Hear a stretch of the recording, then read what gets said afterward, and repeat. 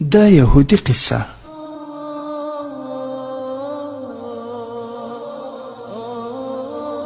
حضرت ابن عباس رضی الله تعالی عنہ فرمایي چې په شام کې یو یهودي اوسېدی. هغه به د تورات تلاوت کاوه. یو ځل یې تورات پرانیست، نو هغه کې 4 ځایونو باندې د نبی اکرم صلی الله علیه وسلم تعریف او صفت ولیده. یهودي هغه ځایونه کټ کړل او ویې سوځل. بل ورځ هغه بیا تورات پرانیست، نو 8 ځایونو کې د نبی اکرم صلی الله علیه وسلم تعریف او صفت ولیدو. د هغه هم پرې کړل او ویې سوځل. درېیمه هفته یې تورات پرانیست، نو 12 ځایونو کې هم دا تذکره ومونده. یهودي سوچ وکړو چې که چیرې زه هم داسې کوم نو ټول تورات به د دې تذکرې نه ډک شي. د خپلو ملګرو نه یې پوښتنه وکړه چې محمد څوک دی چې په تورات کې بار بار ذکر کیږي. ملګرو یې د محمد صلی الله علیه وسلم په شان کې نعوذ بالله بدې خبرې شروع کړې او ورته یې وویل ښه دا ده چې نه ته هغه ووینې او نه هغه تا وویني. یهودي وویل چې د موسی علیه السلام د تورات قسم، ما د هغه د ملاقات نه مه منع کوئ.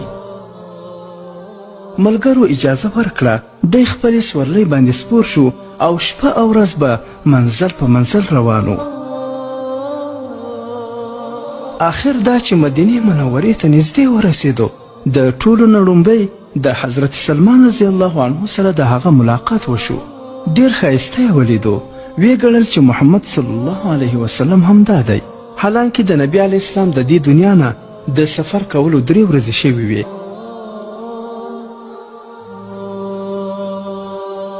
حضرت سلمان رضی الله عنه د هغه په خبره په ژړا شو او ویې ویل چې زه خو د هغه خادم او غلام یم. یهودي وویل چې بیا نو محمد صلی الله علیه وسلم چیرته دی؟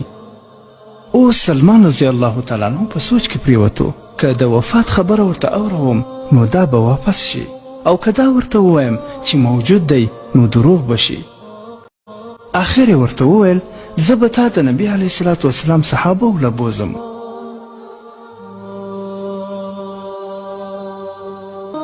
جمعه ته راغلو، نو صحابه ټول غمجن دي. یهودي دا وګڼل چې نبی علیه الصلاة وسلام به په دوی کې ضرور وي. د السلام علیکم یا محمد جمله یې وویله چې په هغې سره په ټولو صحابو کې چیغې شروع شوې او ټولو ژړا کول شروع کړل. او د هغه نه یې پوښتنه وکړه چې ته څوک یې؟ چا چې زموږ زخم تازه کړی دی، څوک مسافر معلومیږي. شاید تا ته دا پته نشته چې نبی علیه الصلاة وسلام 3 ورځې وړاندې وفات شوی دی.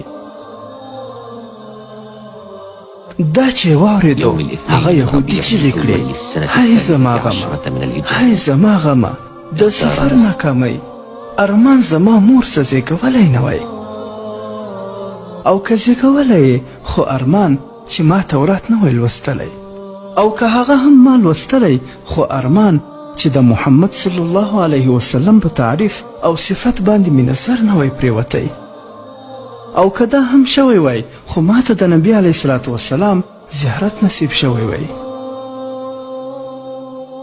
بیا یهودي وویل آیا دلته علی موجود دی چې ما ته د نبی علیه الصلاة وسلام اوصاف او د حلیه مبارکې تعارف وکړي؟ حضرت علی رضی الله تعالی عنه ورمخکې شو او ورته یې وویل زما نوم علی دی. هغه ورته وویل ما ستا نوم هم تورات کې لیدلی دی.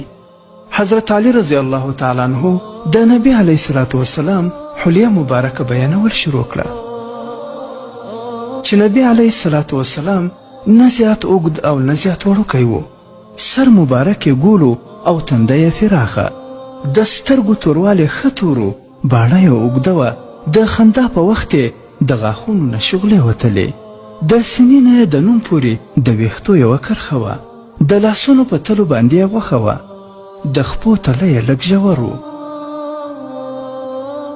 د نبی علیه الصلاة وسلام د بدن د جوړونو هډوکې غټ و، مثلا سنګلې او ګوډې. د نبی علیه الصلاة وسلام د 2 اوږو منځ کې د نبوت مهر و.